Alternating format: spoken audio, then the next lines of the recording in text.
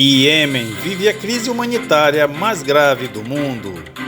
Em 7 anos de guerra, já morreram 250 mil pessoas, com mais da metade das mortes por causas indiretas da guerra, como a falta de alimentos ou de assistência médica.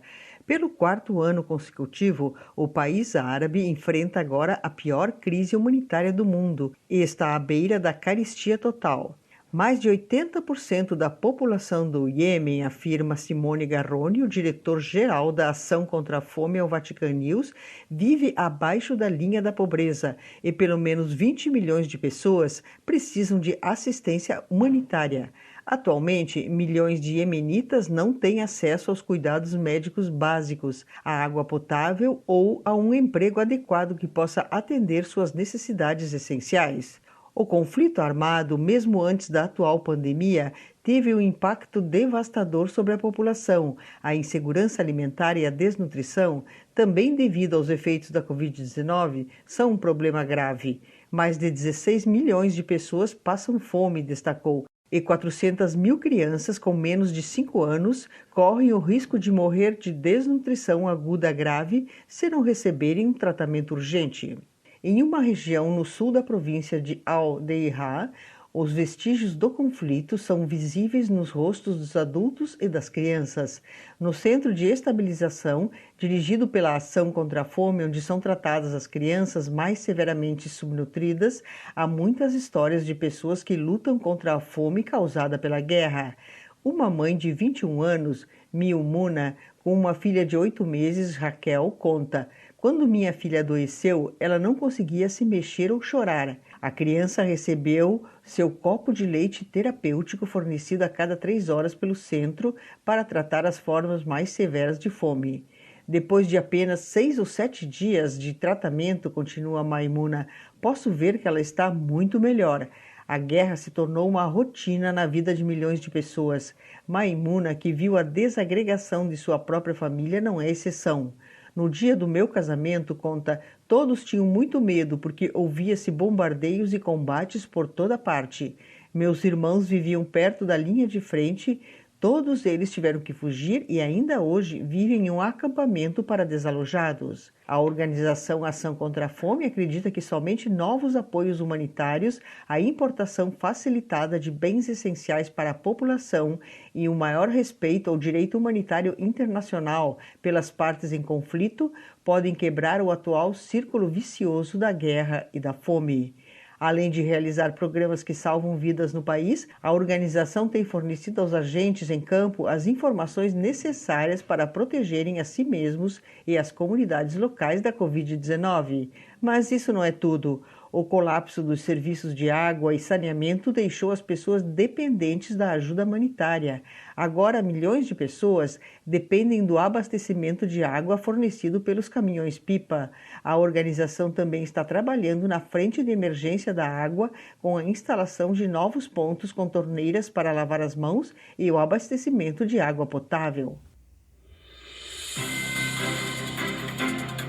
A promoção integral da pessoa humana abre as portas para o futuro. Dias atrás, o Papa Francisco enviou uma carta de agradecimento ao reitor da Universidade Católica, Franco Anelli, depois de sua internação no Hospital Gemelli.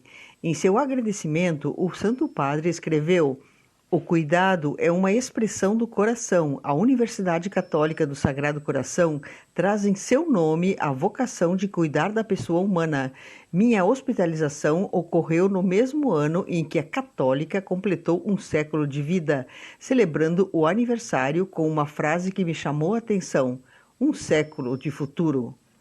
E Francisco pondera que durante seu internamento constatou mais de uma vez a importância da promoção cultural e integral da pessoa humana ao afirmar que esta abre as portas para o futuro. Recordando que a carne de Cristo, sofrendo nos enfermos de todas as idades e condições, requer um olhar presente e atento, capaz de dar esperança nos momentos difíceis e de olhar para o futuro. Por fim, o Papa escreveu: sou grato por ter visto este olhar em tantos rostos, por mantê-lo em meu coração e por apresentá-lo ao Senhor. E ao renovar minha gratidão, envio a vocês, a seus entes queridos e a todos os que compõem a família da Universidade Católica do Sagrado Coração, minha bênção, pedindo que eu tenha sempre um lugar em suas orações. Os Papas em Movimento. De celas a cavalos, a liteiras e sêdeas gestatórias, até reproduções de aviões e trens no pavilhão das carroças dos museus vaticanos, é possível fazer uma viagem no tempo. Entre as inúmeras obras de grande valor, os museus vaticanos abrigam uma coleção curiosa, o Pavilhão das Carroças, idealizado pelo Papa Paulo VI em 1973, para reunir os meios de transportes com os quais os pontífices se locomoveram no decorrer dos séculos. Há peças que marcaram época, como o Grand Page americano, fazendo Pio XI o Papa da transição das carroças aos carros. Foi o mesmo carro usado por Pio XII para conhecer os locais bombardeados de Roma durante a Segunda Guerra Mundial.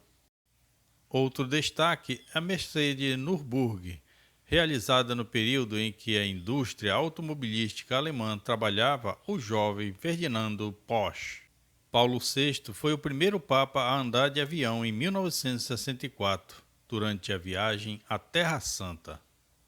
O Ano Santo de 1975 também foi decisivo, pois o Papa Montini autorizou a compra de uma Toyota para girar entre os fiéis na Praça São Pedro. O herdeiro deste estilo foi a Campagnola branca doada pela Fiat em 1980 a João Paulo II, o Papa que abandonou a sédia gestatória. Batizada como Papa Móvel, tem quase o valor de uma relíquia, pois foi testemunha do atentado de 13 de maio de 1981, depois do qual foi colocada sob segredo pontifício. Até o campeão de Fórmula 1 Michael Schumacher consta no pavilhão, com um volante presenteado em 2003 a Bento XVI, definindo-o piloto da cristandade.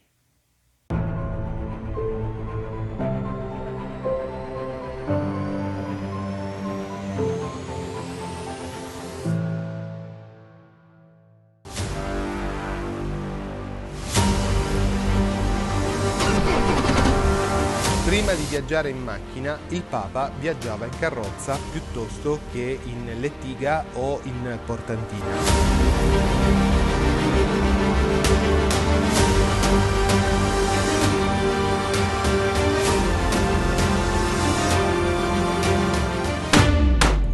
Il Papa ormai stanco, anziano, sofferente, non riesce a stare in piedi sulla papamobile durante il giro in piazza San Pietro. Ecco che dietro viene sistemata una seduta, altro non è che la sedia del barbiere di Giovanni XXIII.